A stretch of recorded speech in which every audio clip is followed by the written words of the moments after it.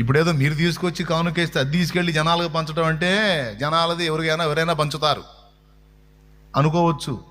ఇప్పుడు కాదు, కష్టం చేసి రెక్కలు మొక్కలు చేసుకొని చాకిరి చేసే రోజే మంచి వర్క్ దొరికేటట్టు చేశాడు. ఎప్పుడు 2 జేబుల నిండా పైసలు ఉండేటట్టు చేశాడు.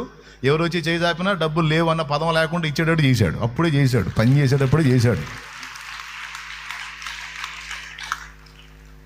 మళ్ళీ జనాలకు డౌట్, దాన ధర్మాలంటే ఒక పక్క నుంచి వస్తాడు, ఒక పక్క నుంచి ఓడేం చేస్తాడు దాన ధర్మాలని అనుకుంటారు కదా. అందుకని చెప్తున్నా క్లారిటీ.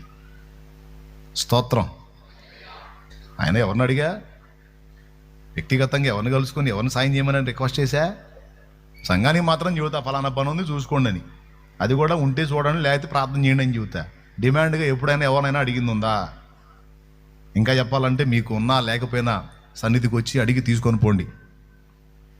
ఎప్పుడు మీకోసం ఇందులో భద్రపరిచి ఉంచుతానని చెప్పా.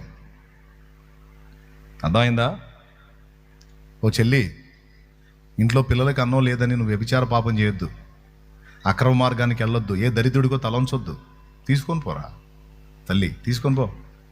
ఇయ్యకపోతే అప్పుడు అన్నా ఇదిగో నాకు ఇంట్లో పిల్లలకి లేదన్న అన్నాం, అన్నా నేను ఇందులో విశ్వాసనే అన్నా, కానీ నా ఇంట్లో జరగట్లేదన్నా, భర్త లేడన్నా, ఇది పరిస్థితి అన్నా. తీసుకొని పో, ఆహారాన్ని తీసుకొని పో, అయిపోగానే మళ్ళీ రా తీసుకొని పో. నీకు దేవుడు ఉపాధి కల్పించేంత వరకు తీసుకొని పో తల్లి. నా మందిరములో ఆహారం ఉండునట్లు అన్నాడు నా దేవుడు. నా సన్నిధిలో ఎప్పుడు ఆహారం ఉండాలని కోరుకున్నాడు.